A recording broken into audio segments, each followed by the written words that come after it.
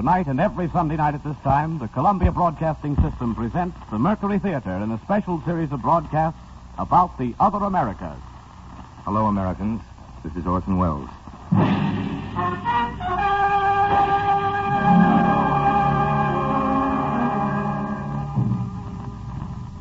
Last week we began, and this week we continue, with our ABCs of the Caribbean, the alphabet of the islands.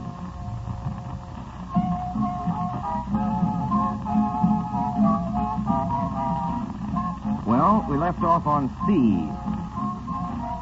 C is for cockfights and casinos and cricket, all contests. C is for cashew, coconuts, and cayenne. The first two are nuts. The cashew is deadly poison until it's roasted. Thank you. Some oleomargarine comes from copra, which comes from coconuts. Those of you who didn't know that oleomargarine is a substitute for butter found it out since the war started. Cayenne is pepper from the place of the same name. C is also for coffee. 1 pound every 5 weeks. C is for cocoa as well, which is what most of you are drinking these mornings, if you can get the cocoa, and if you can get the milk, and if you can get the sugar, and if you like cocoa. C is for castaway and for Crusoe, Robinson Crusoe, the world's best-remembered castaway who was supposed to be wrecked on the island of Tobago. There's a gorgeous road winding through the palmy scenery of Tobago, and the road is not called Tobago Road. Thank you again, madam. That's interesting information, isn't it? That's my department. Remember interesting information? I'm sure we can use it, too. Now let's continue with our alphabet. C is for cooks and cooking. And in our West Indian alphabet, Creole cooking, which comes to us from the islands via New Orleans. C is for cannibals, who are also cooks of a sort. And for the Carib Indians, who used to be cannibals. Here's what an old document has to say on the subject. The Caribs have eaten the flesh of all nations, and they affirm that the white man is unpalatable, being far too salty. The Spanish is stringy and tough, and the flesh of the French is the tenderest. The Caribbean is named for the Caribs. Next slide, please. Here we have a calypso singer. Next, several calypso singers singing calypso at carnival time on the island of Trinidad. Mr. Wells, what is calypso? Don't you know? That's interesting information. The only way you can find out anything is to ask. That's right. Let's ask a calypso singer. Sir Lancelot? Calypso is music that goes all the way back to the slave days. After emancipation, when the slaves were free, we really had something to sing about and new things to make songs over. Calypso is about everything: love, politics, current events, the government, and love. All people, all occasions. I have written a song for tonight. I will sing it. Please do, Sir Lancelot. First, I will recite it. Sometimes those who do not know Calypso have trouble understanding the words. Trinidad, beautiful land of Airi, land of sunshine and fragrant air, and lovely maidens beyond compare. Believe me, friends, that's the place to be in this magic island across the sea.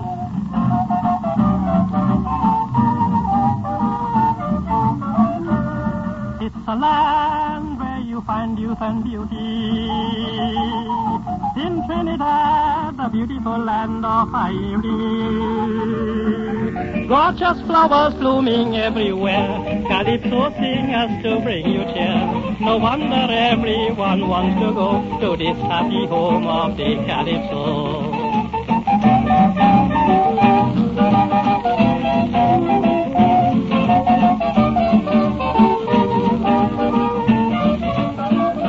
In Trinidad, the beautiful land of Airi, we mean to fight for freedom and democracy.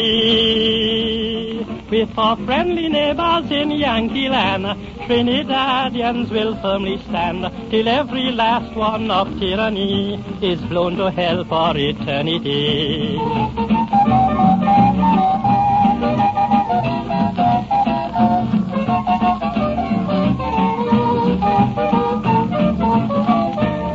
So beware, ye evil men of tyranny.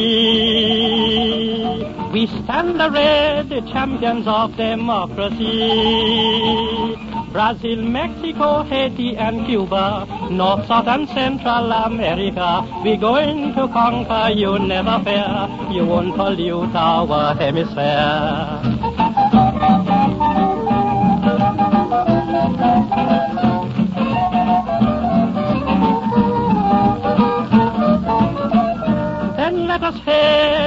good neighbor policy,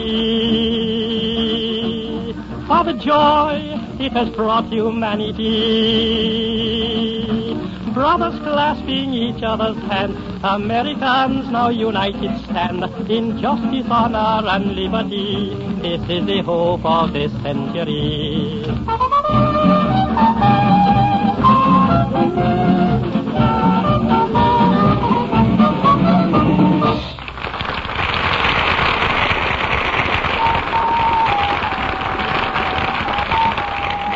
Here are some other titles on the Calypso hit parade.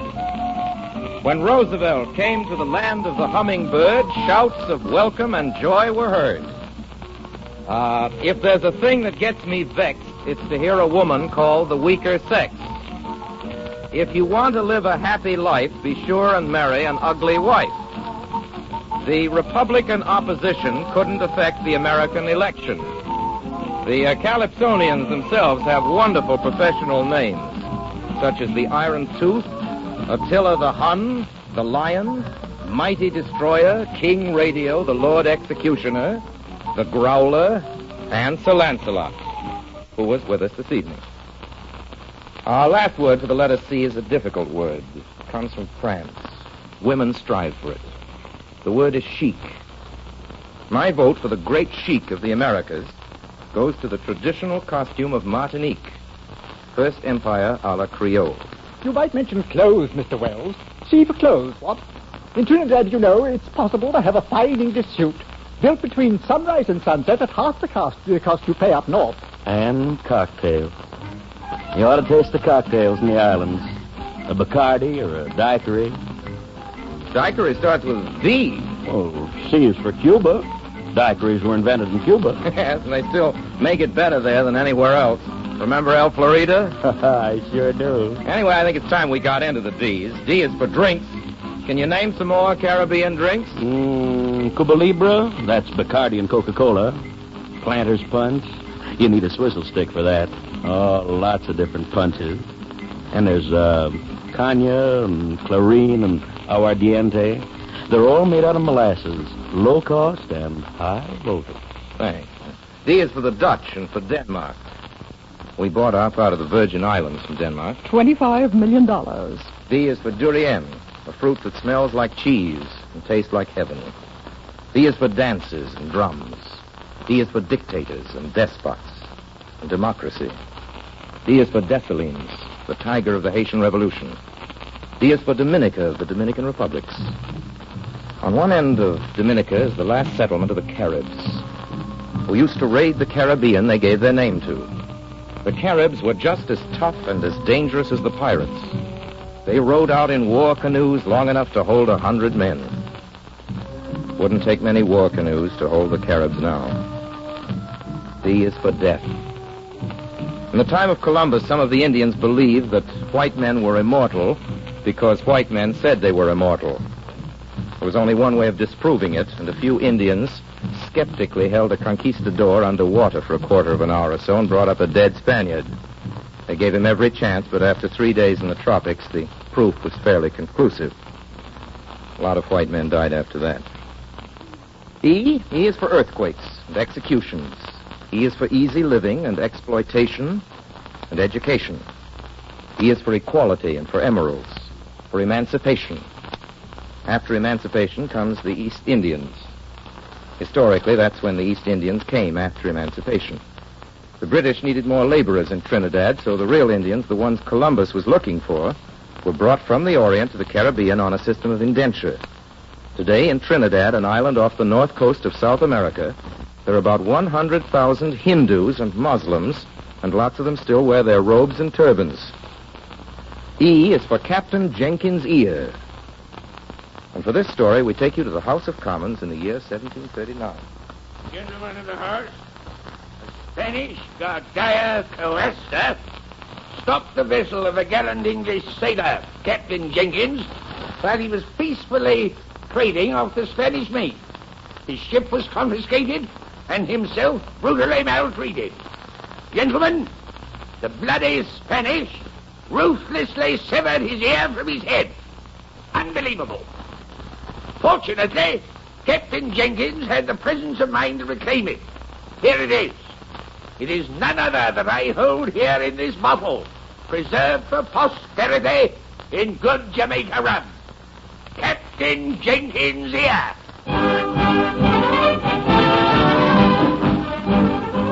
There were those who doubted the exhibit.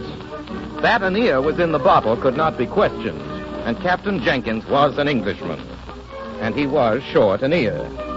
After a lot of excitement, war was declared on June 15, 1739. It is known to history as the War of Jenkins' Ear. F is for fer de lance, the deadliest of all the serpents. They tell the story that some planters on islands where no fer de lance existed imported the snake for the purpose of terrorizing the Negroes and keeping runaways out of the jungle. G is for the Guinea Coast and the Gulf Coast and the Golden Hind, the Grenadine Islands, and the island of Gorda. G is for ghosts and for ghost stories. The West Indies are full of both.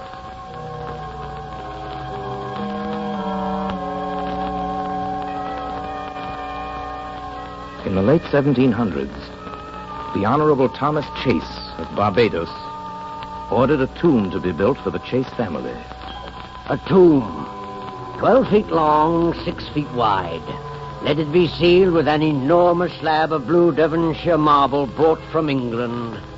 There let me and my descendants rest. 2 of the Chase family died and were placed in the vault. Then one Dorcas Chase died. When the vault was opened, the 2 other coffins were upside down and completely misplaced in the tomb. Vandals! Ghouls! But how could anyone have gotten in? Impossible. 4 more years, and old Chase himself went to his reward. The great blue marble stone was pushed away from the door by powerful slaves.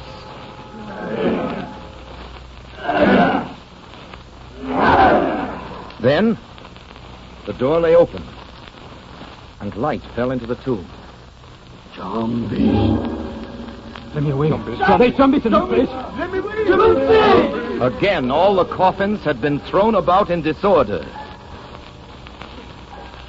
Again, and again, with each new interment, the heavy old coffins were found in scattered confusion, as if by the caprice of the devil himself.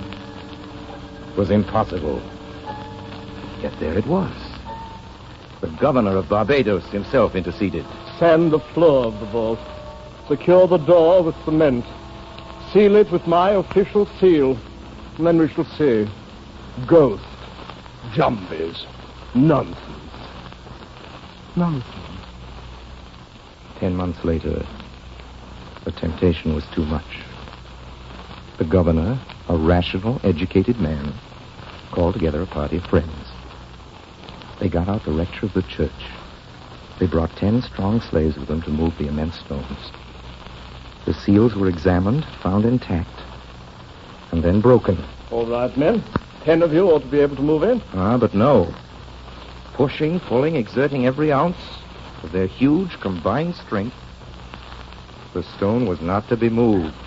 Boss, she's stone just stuck like she was growing in ground. Can't move she no how. The gentlemen of the party pitched in. And at last, the ponderous stone moved. The tomb lay open once more. The men, white and black alike, froze. Their eyes widened with nameless fear. Clammy dew broke out on forehead and palm, for no wonder. No wonder that the door could scarcely be moved.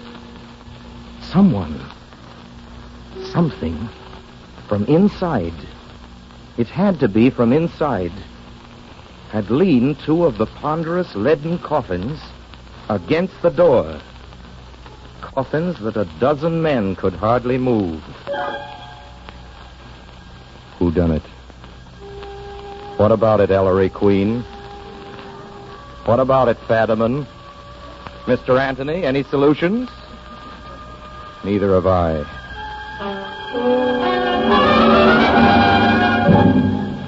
G is for gold.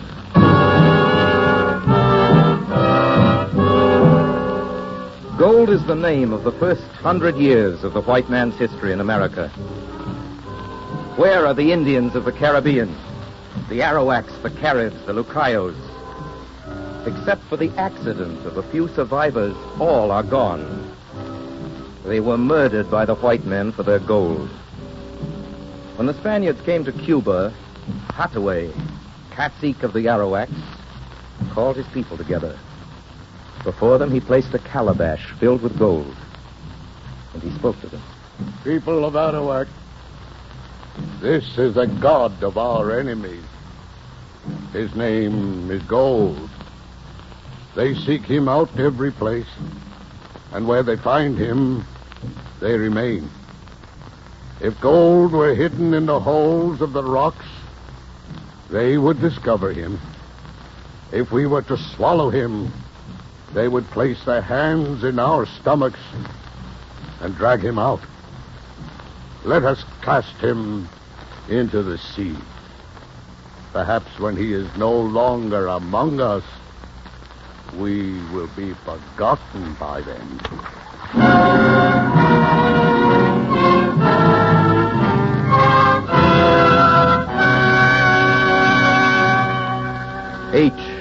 H is for hurricanes.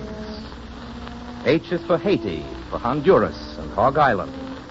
And for Havana, the gayest city in America. I is for imperialism, intolerance, and independence. For isolation and invasion. And also for indigo and Isabella. J is for Jamaica and Jamaica ginger and Jake leg if the drink is bad. J is for justice and jails. And J is for Jumbies, or Maljo, after Maldorco, which is the evil eye. Jumbies, plant horse beans along your fence if you want to keep the jumbies away. The jumbies won't get you if you wear a piece of rope from the neck of a hanged man. There are many items in the Jumbie rule book. If you want to see a Jumbie, for example, this is what the witch doctor prescribes. Take the humor from the eye of a white horse. A white horse. And put it in your eye. Then you can see Jumbies. And remember, never call anyone's name aloud when he is not present, or the dead will repeat it until that person is no more. Never call anyone's name aloud when he's not present, or the dead will repeat it until that person is no more. Adolf! Adolf!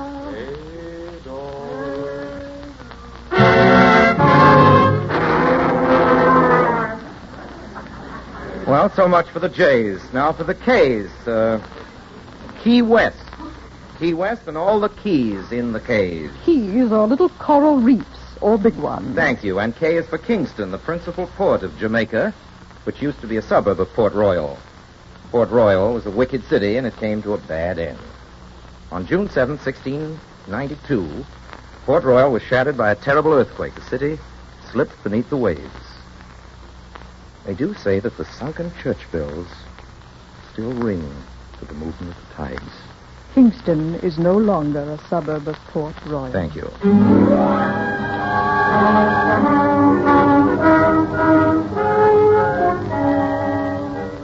L is for Louverture, Toussaint Louverture, the Negro who won freedom for Haiti. L is for Liberty. Liberty is pronounced liberté in Haiti and Martinique, libertad in the islands that still keep the Spanish tongue. It means the same thing in all languages. L is for languages. In the islands, there's a wide variety of languages. Spanish, Chinese, Hindustani,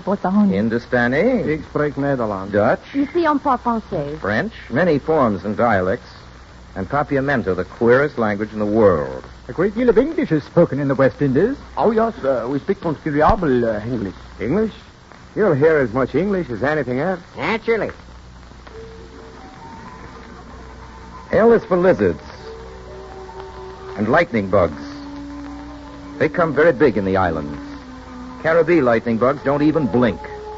They often end up in little bamboo cages, doing excellent service as lamps.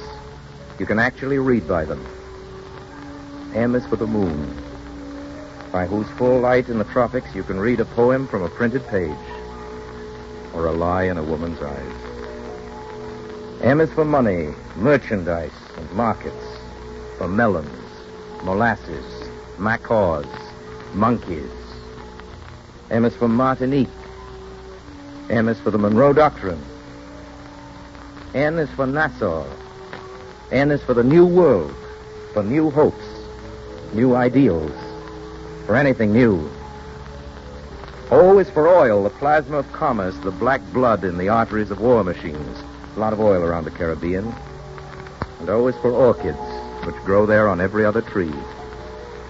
P is for Panama. P is for pistols and pieces of 8. A piece of 8 is a round silver coin about the size of $1. It was scored so it could be broken into 8 equal segments. These segments were called bits. Which is where we get the term 2 bits and 4 bits. Correct. That means a quarter or a half of a piece of 8. Thank you again. P is for plots, politics, and poverty. For plantations and planters. P is for Pan-Americanism. The Pan American Airlines. Q is for quislings. R. R is for a couple of presidents named Roosevelt. First one took his Rough Riders up San Juan Hill, and the second inaugurated the Good Neighbor policy. R is for rum, the people's cognac. It's made from molasses. Molasses is a byproduct of sugar, and rum is a byproduct of civilization. Here's what somebody wrote in 1675. The chief fuddling they make in these islands is rum bouillon, also called kill devil. And this is made of sugar canes distilled, a hot, hellish, and terrible liquor. R is for rainbows. The lunar rainbows I've seen at night in the mists over the Caribbean when the full moon is shining. And R is for romance. To have the romance, you must have the rumba. That's right, senor. R is for rumba. The rumba comes from Cuban voodoo and the danzon. West Indian music is like West Indian drinks. Both are sweet and both are dangerous. Both are delightful and they're both mysterious blends. 12 different rums, as many liqueurs, spices, and tropical fruits. The music, equal parts of African nostalgia, European intrigue, and Spanish fire. Exotic, seductive, out of this world. Now we come to S. S is for all the saints in the calendar and for all the islands that are named for the saints. The white man came to the Caribbean to look for gold, but he stayed for sugar. S is for sugar. Unless your great-grandmother was very rich, her family never tasted it. Sugar was then as rare as caviar. Today it's rare enough. Sugar is an important source of alcohol, and alcohol means synthetic rubber and gunpowder. Let's not forget the Southern Cross and sponges. S is for sponges, male and female. The female of the species is more absorbent than the male. S is for siestas and swizzle sticks. S is for the sun. S is for slavery.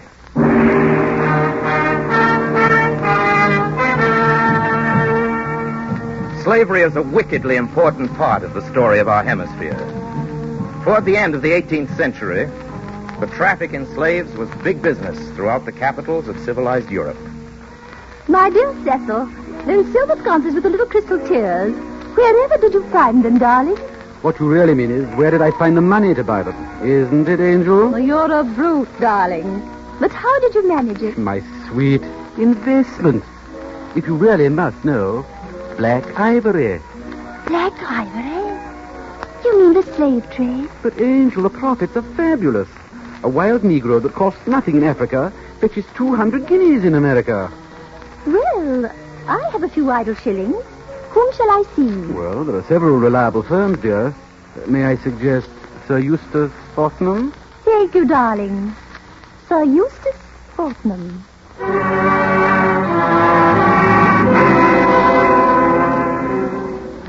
A moonless night. The low-flying scud obscures the bright stars over Africa.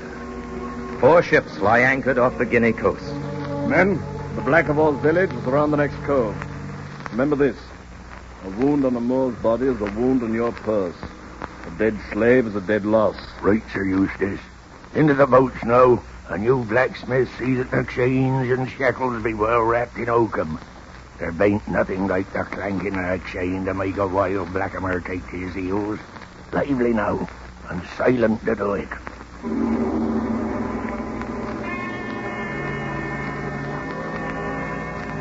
Look alive,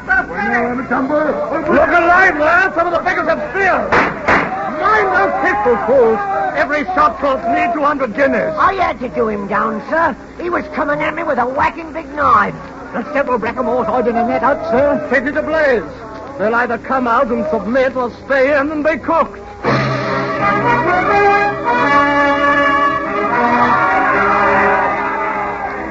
Take care, you smiths. Watch that you don't smash their legs when you drive their shackles home. Here be a little beggar, Captain. Just crawled out of the fire. Took a bad singeing he did afore he'd give up. He ain't going to survive the voyage all burned like this. No, what if his ears burned a bit? He's still bringing 100 guineas in America. All right, little monkey. Over here. A small leg arm for this one, Smithy.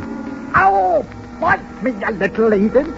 He bit me, Captain. well, the last little beggar under the fire. Last one out of the fiery furnace. I shall call him Abednego. Shadrach, Meshach, and Abednego. Look, you lad. You, Abednego. Me, master. You? Abednego. I don't like the curls to his lips, sir, the look in his eye. Oh, nonsense. A taste of the cat will take that out of him. Right, sir. Malkin.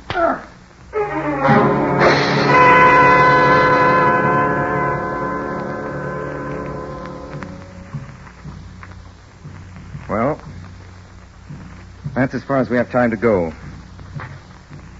Next week, we'll continue the story of slavery and of Abednego, the slave. And we'll continue our ABCs of the Caribbean, our alphabet of the islands. Until then, good night, Americans.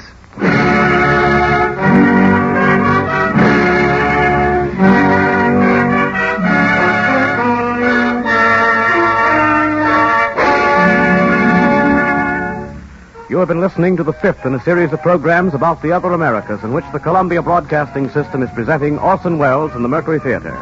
The Columbia Broadcasting System is the originator of South America's network of stations, La Cadena de las Americas. In the Southern Hemisphere as well as in this hemisphere, CBS provides daily programs of news, entertainment, and recreation to bring about a closer understanding among Americans everywhere. Next week, the 6th program in this series will be brought to you by Orson Welles. Mr. Welles has recently returned from an 8-month visit to the Latin American countries for the office of the Coordinator of Inter-American Affairs. Music tonight was composed and directed by Lud Gluskin. The special calypso music was composed and sung by Sir Lancelot.